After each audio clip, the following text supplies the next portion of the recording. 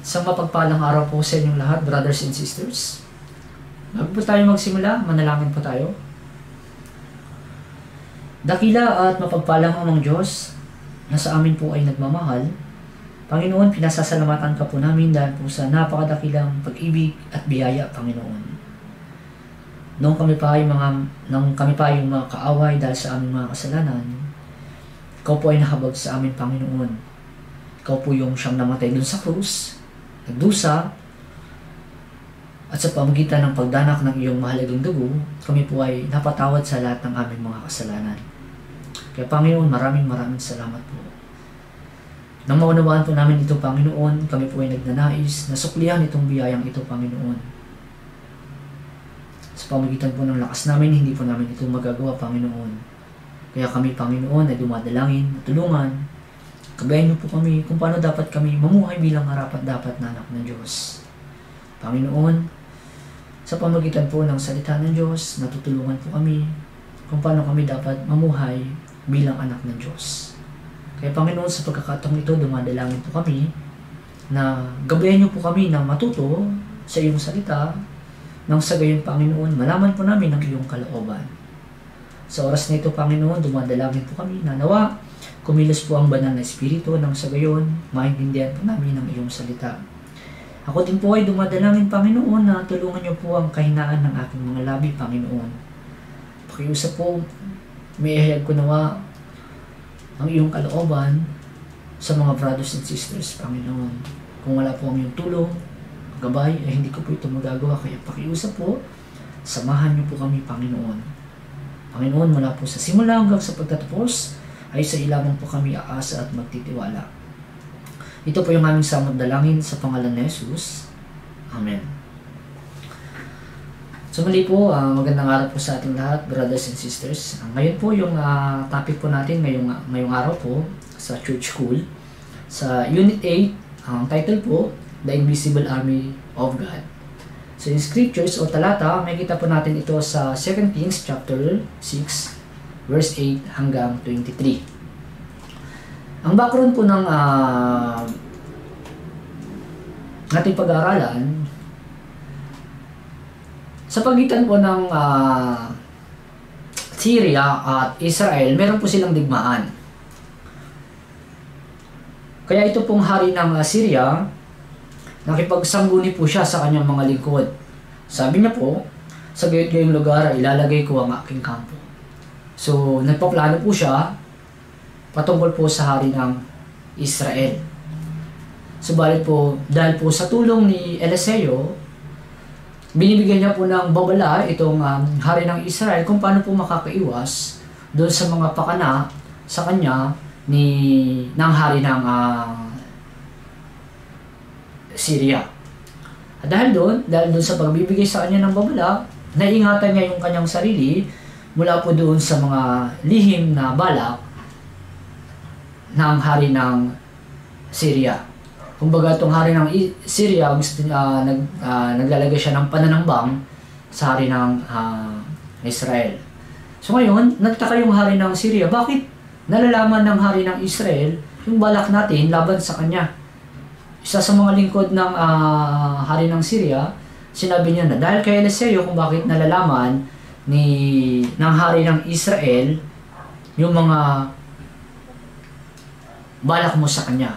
Kaya sabi ng hari ng Syria, pumaroon kayo sa Dotan at kunin ninyo siya. Kaya nagpadala itong hari ng Syria doon sa Dotan. At yung lingkod ni Eliseo, nang lumabas siya kinaumaga, nakita niya yung mga hukbo ng mga Syria na nakapalibot sa kanila. So yung naging reaksyon niya, natakot siya. Pero si Eliseo, hindi natakot si Eliseo. So although parehas na sitwasyon yung nakita nila, pero magkaiba po yung kanilang reaksyon. So dito, may mahalagang aral po tayong matututunan dito. Una po, dahil po sa pagbibigay babala ni Eliseo doon sa hari po ng Israel, nakakaiwas itong hari ng Israel mula po sa pakana sa kanya ng hari ng Syria. Ganon din po sa atin. Mula po sa pagbibigay sa atin ng babala ng salita ng Diyos patungkol sa mga pakana ng Diablo,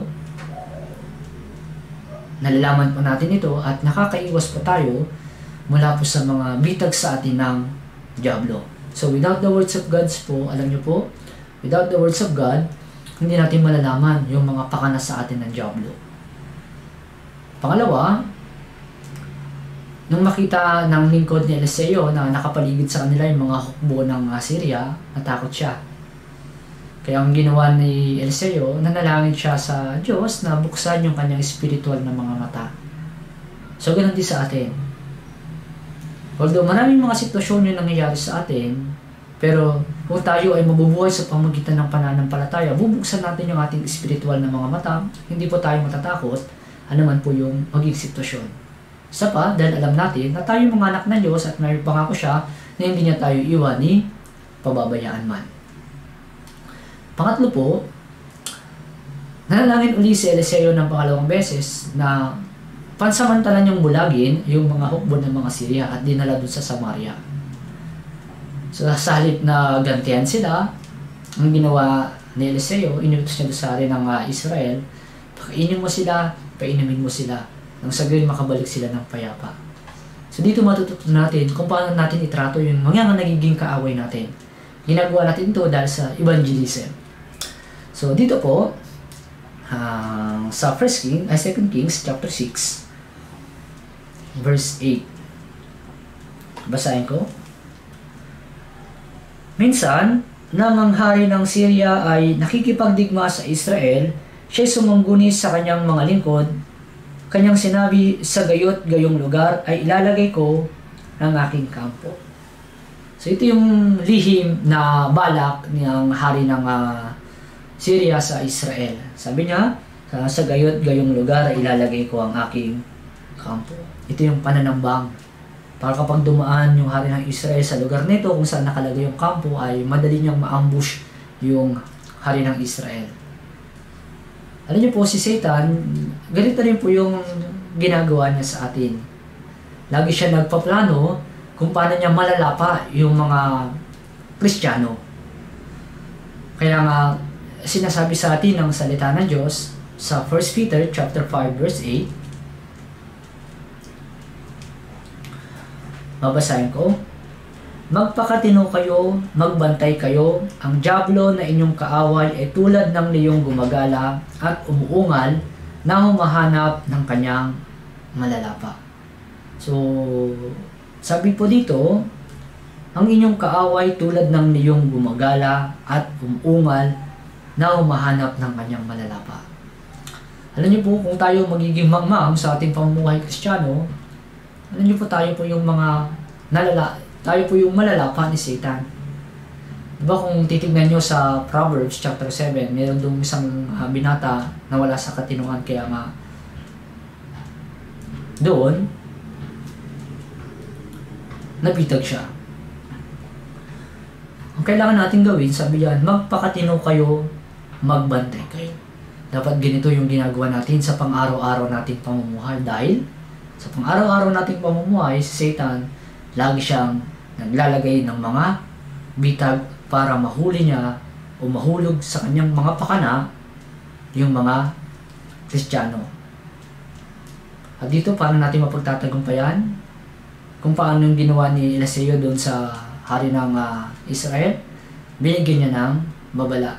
Without the words of God, hindi tayo mabibigyang babala mula doon sa mga pakana ng diablo. 2 Kings chapter 6 verse 9 hanggang 10. Babasahin ko.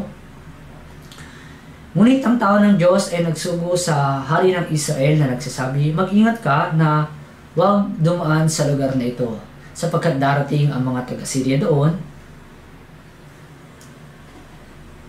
Nagsugo ang hari ng Israel sa lugar na sinabi sa kanya ng tao ng Diyos. Ganoon niya laging binabalaan siya, kaya't kanyang iningatan ang kanyang sarili roon na hindi lamang minsan o nakalawa. Sabi diyan, mag-ingat ka na huwag dumaan sa lugar na ito. Nandun yung mga kampo, nandun yung kampo ng Syria, huwag kang dadaan dito. Diba tayo rin, kung magbabasa rin kayo ng Proverbs, diba, sinasabi rin sa atin ng salita ng Diyos, huwag tayong lumakad sa daang kasama nila. Huwag natin lakaran yung daan ng taong makasalanan. Sabi po diyan, ganoon niya laging binabalaan siya. Laging binabalaan. Alam niyo po yung salita ng Diyos, laging tayong binabalaan. Kung araw-araw tayo nagbabasa ng salita ng Diyos, may kita natin yung babala sa atin ng Diyos, lalo po sa kawikaan. Yung kawikaan, nagbibigay po sa atin ito ng practical na pamumuhay. Kaya mahalaga po na sa araw-araw ng ating pamumuhay, bago magsimula yung araw natin, pagkagising natin, magbasa tayo ng salita ng Diyos. Nang sabihin, mabigyan tayo ng babala ng salita ng Diyos. Ano yung tama at ano yung hindi tama. Kaya nga sa Efeso chapter 6 verse 17, sabi doon, taglayin ninyo ang hinamit ng kaligtasan, sa verse 17, ang tabak at ang tabak ng Espiritu na siyang salita ng Diyos. Araw-araw po, alam niyo po, nakikipagdigma tayo. Nakikipagdigma tayo sa laman natin. Kailangan natin mapagtagumpayan yung laman natin. Yung laman natin, nagnanais nito, gawin yung kasalanan. Kaya, alam niyo po, kung makikipagdigma tayo na wala tayong salita ng Diyos, how? Paano tayo makikipagdigma? Kung susugod tayo sa isang digmaan ng walang sandata, walang palasag, alam niyo po, tatamaan tayo ni Satan. Kaya nga, sabi din sa Efeso, di ba? Satan, pinapalaso niya tayo. Mula sa malayo, pinapalaso niya tayo. Alam niyo po si Satan, hindi siya lumalapit sa atin bilang siya. Satan, mapagkunwari po si Satan. Sabi sa Biblia, nagpapanggap bilang anghel. Kaya nga, para ma-discern natin yung kanyang mga balak, kailangan natin ng salita ng Diyos. Without the words of God, hindi natin madidiscern yung mga pakana sa atin ng Diablo. Isa pa, kailangan natin ingatan yung salita ng Diyos sa ating mga puso. Sabi sa Biblia, sa awit, sa 119, iningatan ko ang iyong salita sa aking puso upang huwag akong magkasala sa iyo. Diba? Bakit ba nagkasala si Eva at Adan? Dahil hindi nila iningatan yung salita ng Diyos sa puso nila. Kaya nga, nahulog sila sa pakanan ng Diablo nung tinukso ni Jesus dun sa ilaw. Anong sinabi ni Jesus sa Diablo? Kay Satan.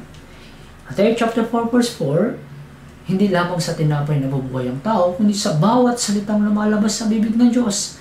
Ito lang yung tanging pinang sandata ni Jesus sa Diablo at napagtagumpayan niya. Kaya nga, sa salita ng Diyos, ito po yung sandata natin na siyang tabak ng Espiritu. Kung yung salita ng Diyos ay ina-apply natin sa ating buhay, alam niyo po, makikilala natin yung pagkakaiba ng mabuti at masama.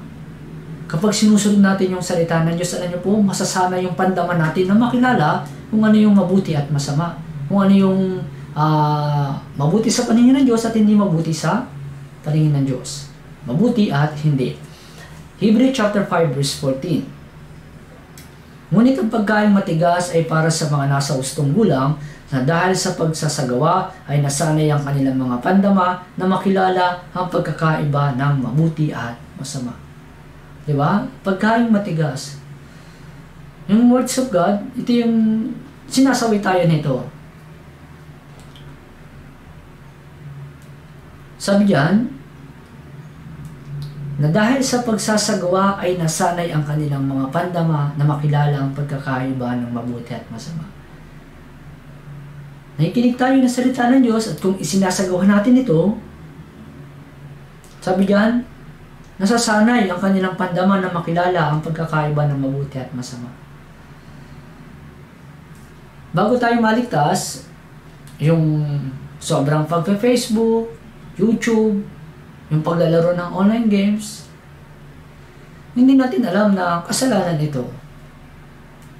Maging nung pagkatapos natin maligtas at bago-bago pa lang tayo sa Christian life, ay hindi natin alam.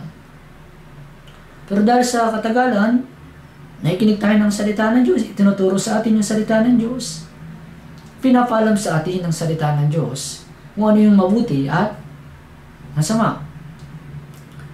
Kaya sabi diyan, Nasanay ang kanilang pandama, makilala ang pagkakaiba ng mabuti at masama. Tayo bilang mga anak ng Diyos, dahil sa salita ng Diyos, meron tayong kakayahang makilala kung ano yung mabuti at masama. Kung ginagawa natin ito, sabi sa 2 Corinto chapter 2 verse 11, at ito ay aming ginagawa upang huwag kaming malamangan ni Satanas, sapagkat kami ay hindi mangmang tungkol sa kanyang mga balak. Ito yung kailangan natin gawin upang huwag tayong malamangan ni Satanas. Kapag ginagawa natin ito, hindi tayo magiging mangmang. Sino ba yung mga nabibitag ni Satan? Yung mga mangmang. Mangmang sa salita ng Diyos. Kaya tayo bilang anak ng Diyos, kailangan natin mamuhay na may katinuan. Tinitignan ni Satan yung mga mangmang na mga Kristiyano. Kapag nakita niya sila yung mga nilalapitan niya at mga natutukso. Kaya tayo bilang mga anak ng Diyos dapat sa pamagitan ng salita ng Diyos, ma-discern natin yung pagkakilala ng mabuti at masama. Ma-discern natin, ito ay pakana ng Diablo. Ito ay mabuti. Kaya dapat, sa pamagitan ng salita ng Diyos, araw-araw, magbasa tayo, makinig tayo, at isabuhay natin yung salita ng Diyos. Andito, nang nagpadala yung hari ng Syria, doon sa Dotan, kinumagahan nung lumabas yung lingkod ni Eliseo, nakita niya yung mga hukbo ng Syria. At ano yung reaction niya? Verse 15. Ikalawang Hari chapter 6 verse 15. Kinaumagahan, nang ang lingkod ng tao ng Diyos ay bumagong maaga at lumabas, isang hukbo na may mga kabayo at mga karwahe ang nakapaligid sa bayan, at sinabi ng kanyang lingkod, kabag-kabag tayo, Panginoon ko, paano ang ating gagawin? Although, same situation yung nakita ni Eliseo at saka nung lingkod niya, pero magkaiba yung kanilang reaksyon. Yung lingkod niya, natakot. Sabi niya, kabag-kabag tayo, Panginoon ko, paano ang ating gagawin? Nung makita niya yung sitwasyon, natakot siya. So, tayo bilang mga anak ng Diyos, lalo na kapag magulo yung sitwasyon, kaya sa evangelism, nakita natin parang mahirap yung sitwasyon para may evangelize sila. Ano yung nasasabi natin? Ano yung gagawin ko? Sabi niya, kabag-kabag tayo, Panginoon ko, paano ang ating gagawin? So, sa ganitong sitwasyon, ano yung kailangan natin gawin? Kapag natakot tayo, ano yung kailangan natin gawin? Sa Awit 56 verse 3, mabasahin ko, kapag natatakot ako, aking inilalaga ang tiwala ko sa iyo. Ito lang yung kailangan natin gawin. Magtiwala sa iyo. Ano man yung maging sitwasyon, opo, natatakot talaga po tayo.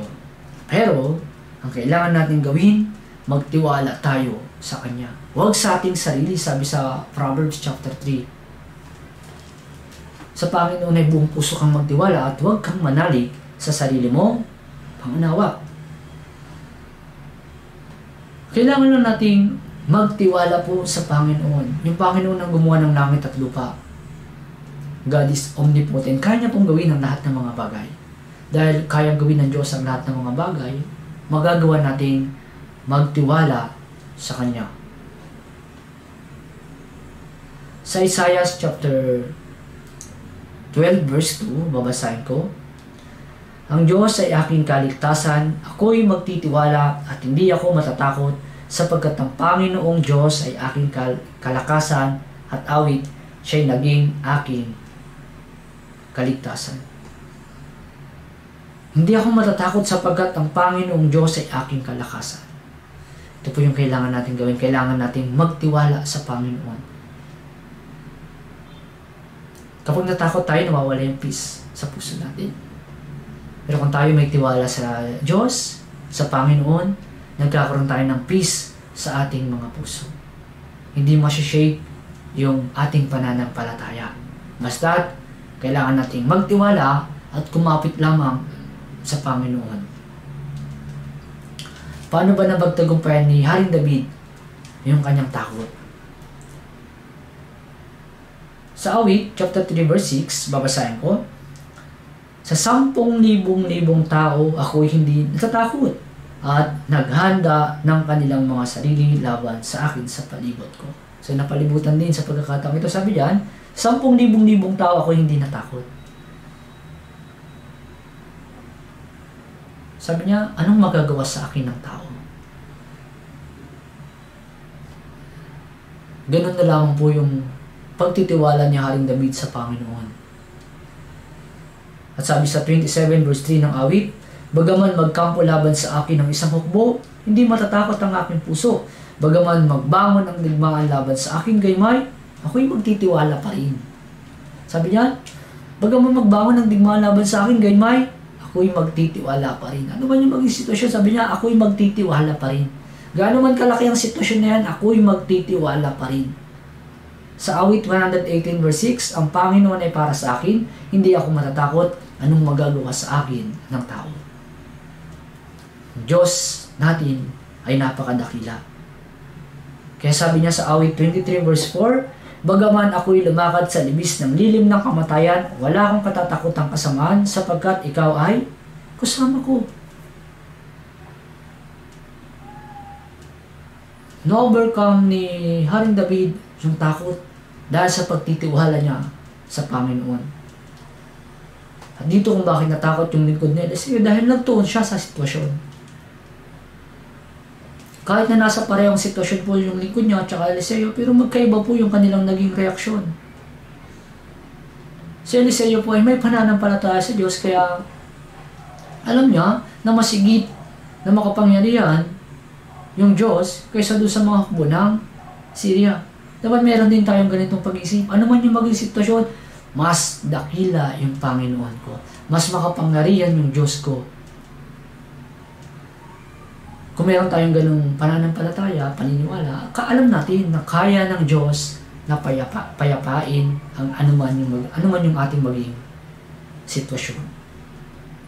Kaya huwag tayong magtutuon sa sitwasyon. Kapag nagtuon tayo sa sitwasyon, matatakot po tayo. Halimbawa, sa evangelism, kapag nagtuon tayo sa sitwasyon, kasi ganyan, mahirap, matatakot po talaga tayo.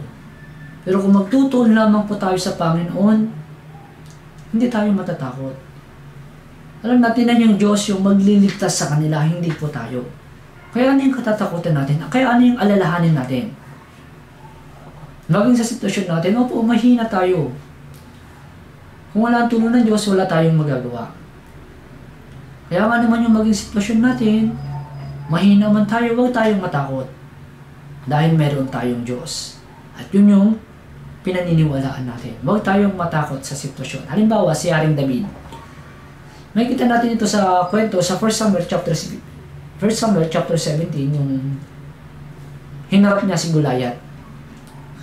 Si Saul, dahil walang Diyos sa buhay niya, sabi niya kay David, hindi mo siya kayang labanan kasi kabataan ka pa. At siya magiting na mandirigman ng mga Kalisteo. So, bumabase sa sitwasyon. Pero ang sabi ni Saul, ibibigay ka sa akin ng Panginoon, sabi niya. Hindi siya nagtuon doon sa sitwasyon.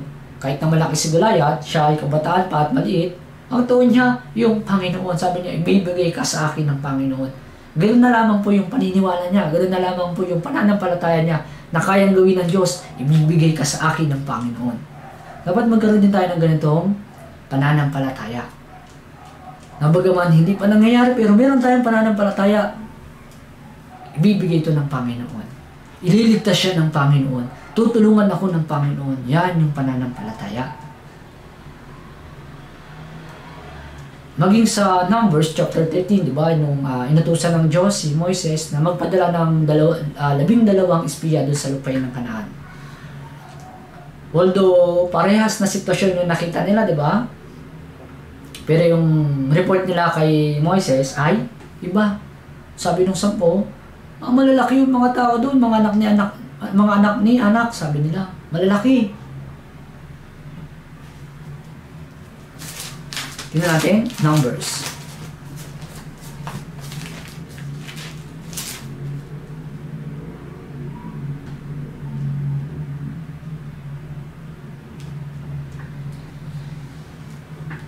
Sabi po sa verse 28 tsaka 29, sagot nila.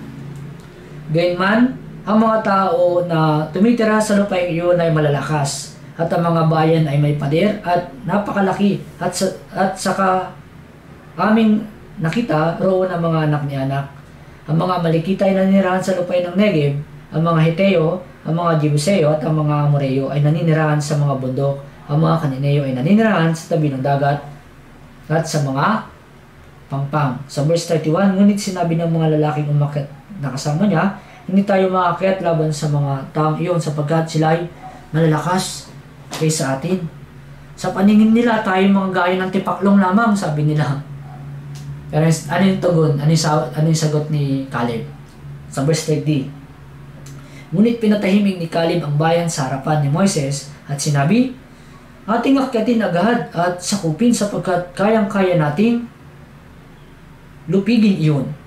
Sa chapter 14 verse 7, at sinabi nila sa buong kapulungan ng mga anak ni Israel, ang lupain na aming pinuntahan upang lihim na siya sa atin na isang napakagandang lupain. Di ba? Same situation yung nakita nila pero magkaiba po yung kanilang naging tugon. Alam niyo po, depende sa ating pananampalataya. Kung titignan natin yung sitwasyon sa pamagitan ng pananampalataya, iba din po yung tingin natin doon sa sitwasyon na yun. Dito, iba yung pananampalataya ng 10, iba yung pananampalataya ni Caleb. Kaya nga, huwag tayong magtuon sa sitwasyon. Kung tayo po ay mabubuhay sa pamagitan ng pananampalataya,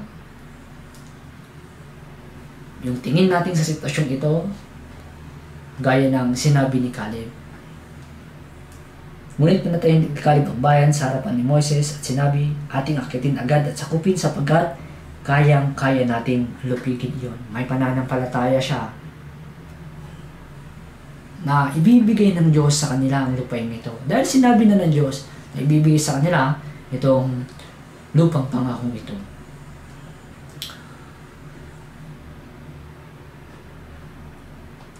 Isa pa po, ang dahilan kung bakit natakot itong lingkod ni Eliseo dahil hindi niya alam kung sino yung kasama nila. Kaya nga sabi ni Eliseo, masigit yung kasama natin kaysa kanila. Sa Biblia, maraming pangako ng Diyos na hindi niya tayo iwan, hindi niya tayo pababayaan. Diba? Maging sa lalo na kapag kulang tayo financial, minsan natatakot tayo, di ba? Anong pangako ng Diyos sa Hebrew chapter 13 verse 5? Sa anumang paraan, hindi kita iiwan ni pababayaan man. Yun yung pangako ng Diyos sa atin. Yun yung humaalib sa atin. Alam natin na God is with us. Ano yung ibig sabihin ng Emmanuel? Sa Mateo chapter 1 verse 23, narito, magdadalang taong isang birhen at manganganak ng isang lalaki at ang pangalang itatawag nila sa kanya ay Emmanuel na ang ibig sabihin ay kasama natin ang Diyos.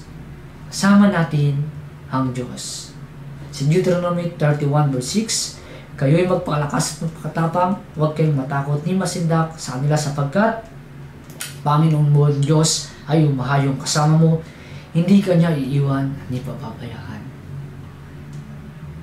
Ito yung pangako ng Diyos na dapat nating panghawakan anuman yung maging sitwasyon. God is with us. Yan yung pangako ng Diyos sa kanyang mga anak. Hindi kita iiwan, ni pababayaan man. Maraming pangako ang Diyos. Isaiah 41 verse 10, Zephaniah chapter 3 verse 17. Marami pa po. Ang daming pangako ang Diyos sa Biblia na hindi niya tayo iiwan, ni pababayaan man. Sasamahan niya po tayo. Ito yung dahilan kung bakit hindi tayo natatakot. Ang Diyos ay lagi po nating kasama. Dito po makikita natin na pinalakas ni Eliseo yung loob ng kanyang lingkod. Balik tayo sa 2 Kings. 2 Kings chapter 6.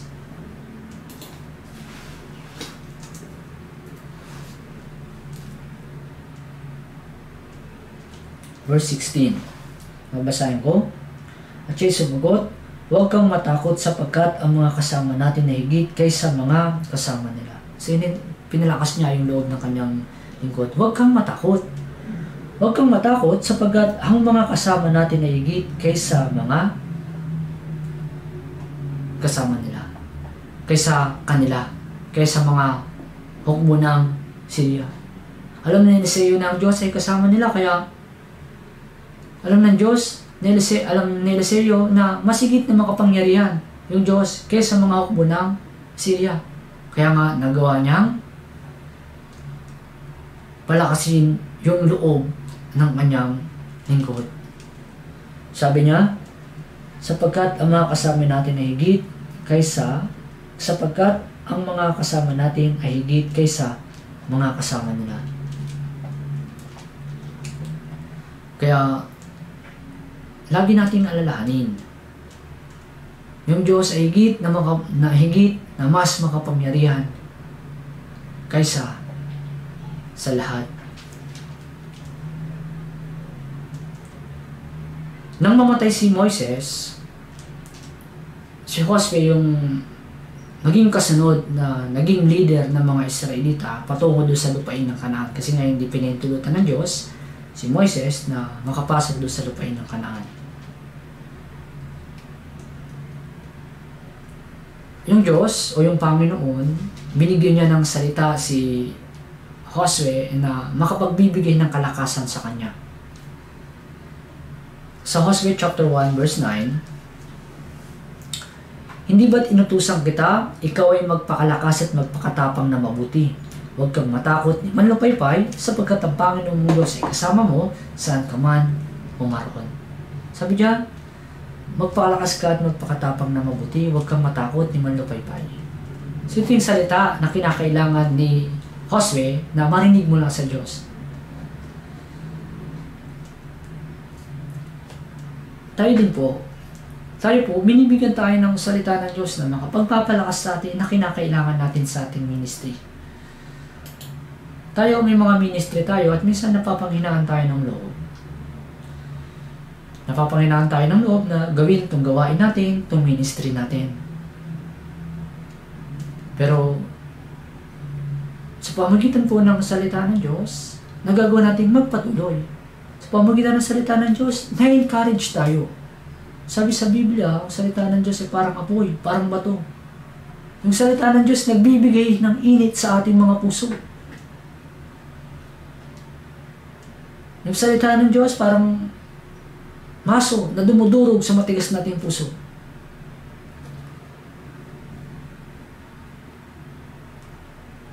Yung salita ng Diyos parang apoy na kung saan nagpapaningas siya ng ating mga puso para gawin yung kalooban ng Diyos.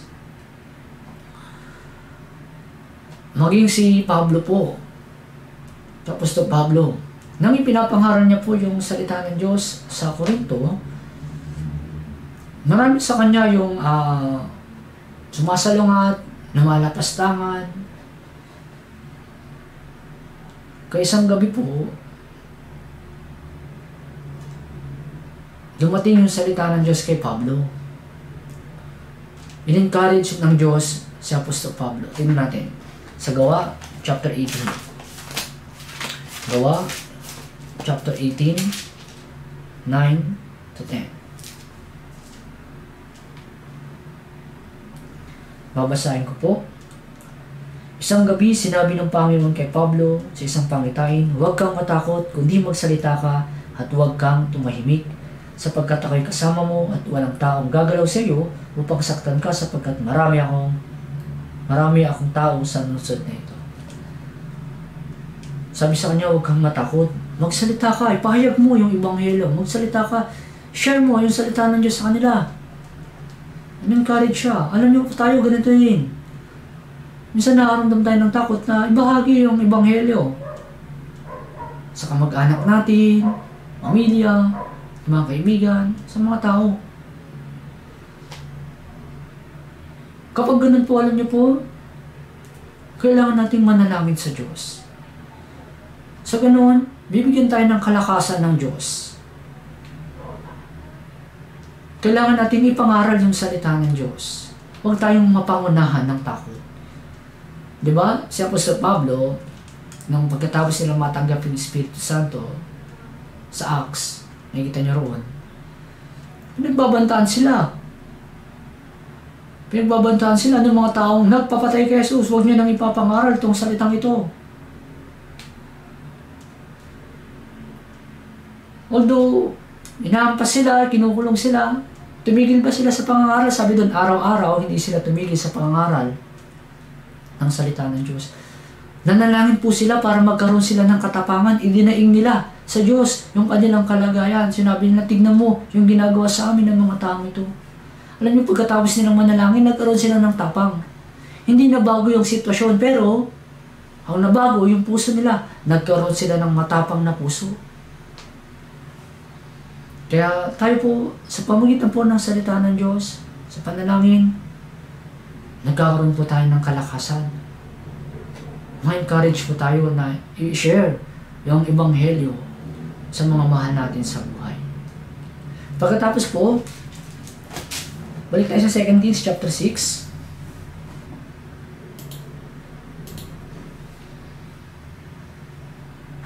Kaya ang ginawa dito ni Eliseo, nanalangin siya sa Panginoon para mabuksan yung spiritual na mga mata nitong lingkod niya. Kaya sa chapter, ikalawang hari, chapter 6, verse 17. Babasahin ko. Si Eliseo ay nanalangin at nagsabi, idinadalain ko sa iyo, Panginoon, na buksan mo ang kanyang mga mata upang siya'y makakita. At binuksan ng Panginoon ang mga mata ng binata at siya'y nakakita. Ang bundok ay puno ng mga kabayo at ng mga karwahe ng apoy sa palibot ni Eliseo. Nung unang nakikita niya, yung hukbo ng Syria. Pero nung pagkatapos ng nalangin ni Eliseo, nabuksan yung kanyang mga espiritual na mata. At ang nakita niya, sabi diyan, at binuksan ng Panginoon ang mga mata ng binata at siya'y nakakita. Ang bundok ay puno ng mga kabayo at ng mga karwahe ng apoy sa palibot ni Eliseo. Nung nabuksan yung kanyang mga espiritual na mata, nakita niya po yung kadakilaan ng Panginoon. Nakita niya yung protection sa kanila ng Diyos. Alam niyo po, kung hindi tayo mamumuhay sa pamagitan ng pananampalataya, ano niyo po, hindi natin makikita yung kapangyarihan po ng Diyos. Minsan dahil sa alalahanin natin, yung spiritual na mga mata natin, nagdidilim po ito. Anong gagawin ko? Paano na tayo? Anong kakainin? Anong isusuot? Diba sa Matthew chapter 6? Nandun yung pagkabalisa. Dahil sa pagkabalisa natin, yung spiritual na mga mata natin, nagdidilim. At dahil madilim, nagsisimula na tayong matakot, diba? Kapag naglakad tayo sa madilim, wala tayong makikita, natakot na tayo. Natatakot na tayong humakbang dahil madilim. Hindi natin nakikita yung hinakbangan natin. Kaya, para makita natin yung kapangyarihan ng Diyos, kailangan mabuksan yung spiritual na mga mata natin. Upang magawa natin mabuksan itong mga to, dapat tayong lumakad po sa pamagitan ng pananampalataya. Pag yung isang Kristiyano ay namumuhay lang ayon sa kanyang laman, pag dumating yung mga pagsubok, alam niyo po matatakot siya. Pero yung isang Kristiyano na araw-araw namumuhay sa pamagitan ng pananampalataya po sa Panginoon, ano man yung maging sitwasyon niya, hindi siya natatakot. Kaya sa ikalawang Korinto chapter 5 verse 17, sapagkat kami ay lumalakad sa pamagitan ng pananampalataya, hindi sa pamagitan ng paningin. Lumalakad tayo sa pamagitan ng pananampalataya po. Sa Roma, chapter 1, verse 17, sabi po roon, sapagkat ito ang katwiran ng Diyos, ay nahayag mula sa pananampalataya hanggang sa pananampalataya. Gaya ng susulat, ngunit ang taong matuwid ay mabubuhay sa pamagitan ng pananampalataya. Pananampalataya hanggang sa pananampalataya. Alam niyo po yung mga Israelita, nung una nagreklamo sila kasi naipit na sila dun sa harapan ng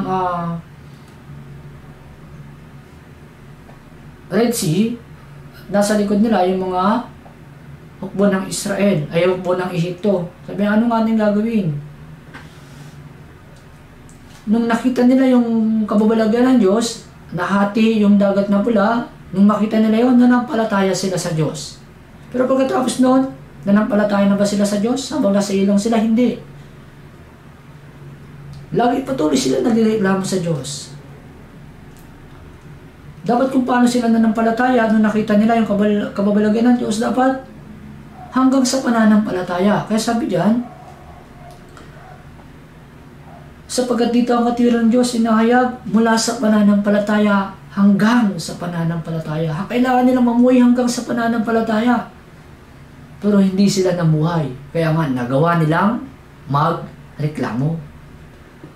Noong una, si Habakuk din po, ito rin po yung tanong niya sa Diyos, bakit hinahayaan ng Diyos na sakmalin ng mga masasamang tao yung higit na mabubuting tao?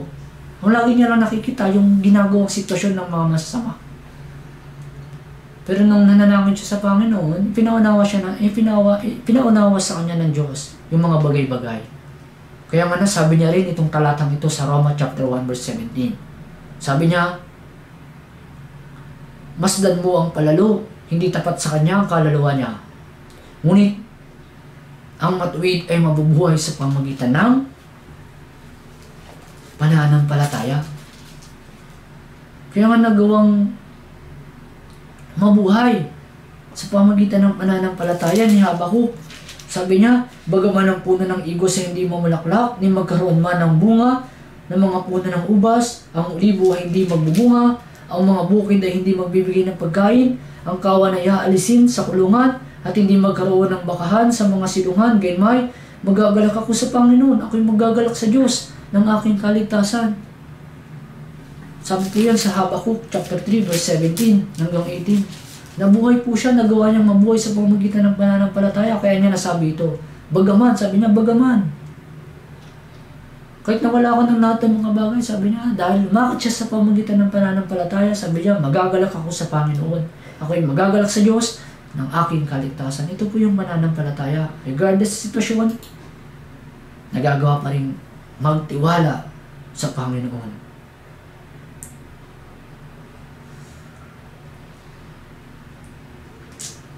Pagkatapos po nito, muli ulit nanalangin si Eliseo. Pangatlong panalangin niya. Ang panalangin niya naman, bulagin naman itong mga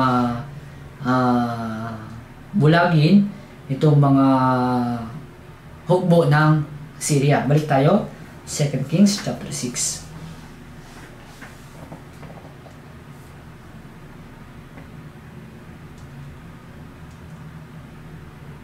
Verse 8, chapter 6, verse 18. Babasahin ko.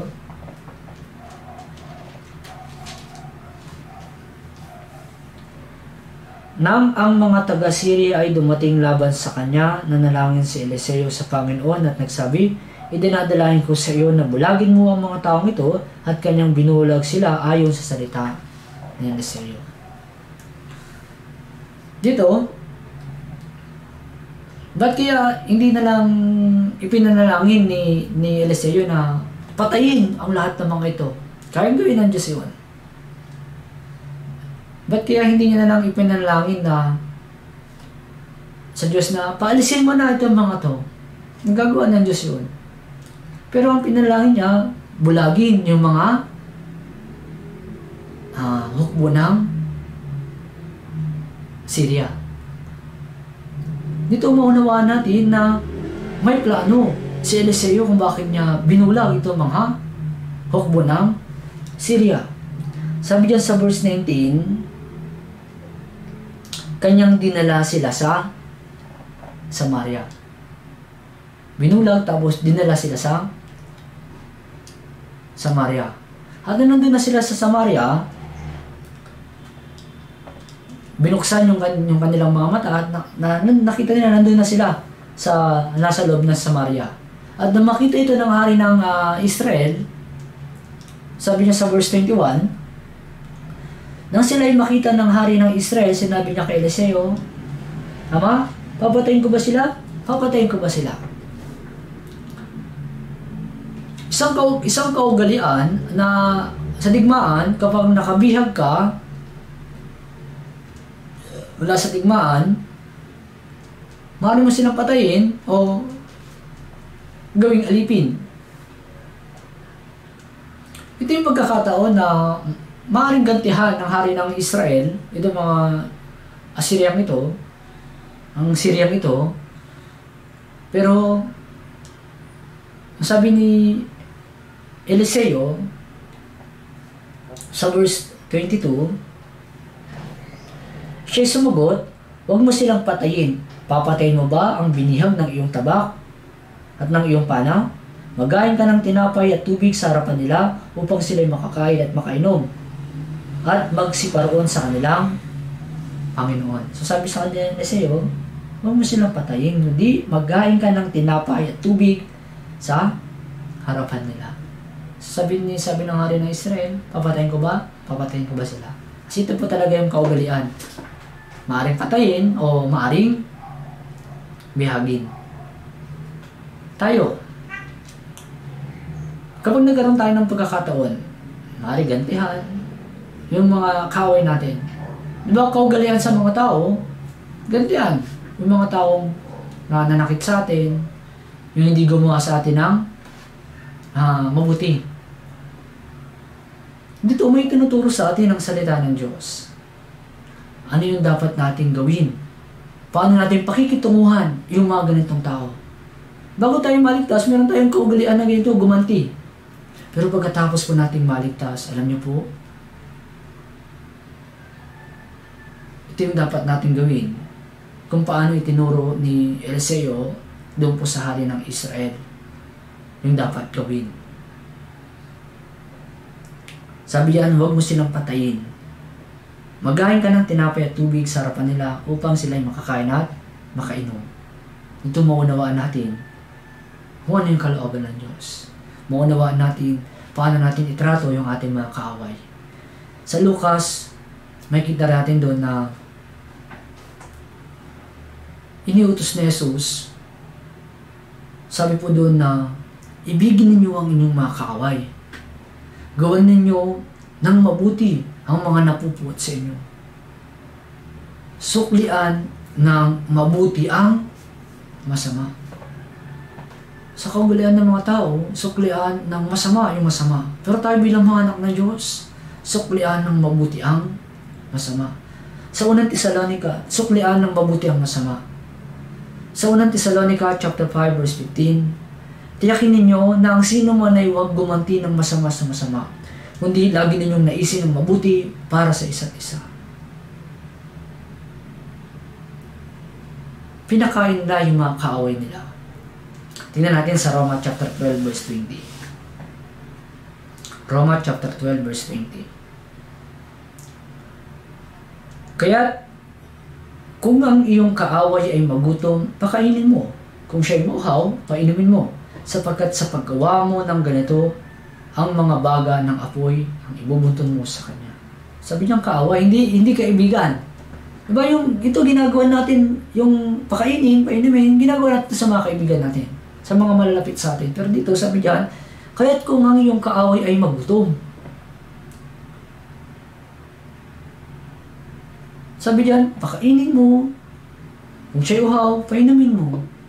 Tayo bilang mga anak ng Diyos, kailangan natin gawin ito. Alam niyo po, ganito yung ginawa ni Jesus. Kahit na marami napuput sa kanya, di ba? Hindi niya sila sinusuklian ng kasamaan. Ginagantihan sila ng Panginoon ng kabutihan. Tayo bilang mga anak ng Diyos, dapat makita rin ito sa ating pamumuhay. Ginagawa natin ito dahil sa evangelism. Kung paano dinala ni Eliseo sa Samaria, dapat ganito din ginagawa natin. Dalhin natin sa Panginoon yung mga kaaway natin. Dalhin natin sa Bible seminar. Sabi diyan, sapagkat sa paggawa mo ng ganito ay mga baga ng apoy ang ibubunton mo sa kanyang ulo. Marami itong mga Syria, naisip nila, bakit binabalak natin silang patayin pero ganito pa yung isinukli sa atin. Yan po yung ibig sabihin sapagkat sa paggawa ng ganito, ang mga bagay ng apoy, ang ibubuntun mo sa kanyang ulo. Ganito rin, di ba? Yung mga gumagawa sa atin ng masama, kung ginagantihan natin ng mabuti, may isip din nila, bakit kahit na ganun yung ginagawa ko sa kanya, ay sinusuklihan niya pa rin ako ng kabutihan. Ano yung mayroon sa kanya? Dito, Ito po yung tinatawag natin silent evangelism. Mahihikayat po natin sila. Kaya ginagawa natin ito dahil po sa evangelism. Sabi ni Pablo, huwag natin tignan yung sarili nating kapakanan, kundi ang kapakanan ng iba. So, dito po sana po may natutunan po kayo. At sa tulong po ng Banal na Espiritu, sana po ay may mas pinaunawa po sa inyo. So, hanggang dito na lamang po. Tayo po ay manalangin na. Banal at mapagpalang Amang Diyos na nasa langit, maraming salamat po Panginoon sa biyaya po ng kaligtasan. Maraming salamat po sa pagkakataong ito na natuto po kami ng iyong salita. Panginoon, tulungan niyo po kami na bilang mga anak ng Diyos ay makapamuhay po kami bilang karapat-dapat na anak ng Diyos. Panginoon, muli maraming salamat po. Ito po yung aming samot dalangin sa pangalan ni Jesus. Amen. Salamat po sa inyo.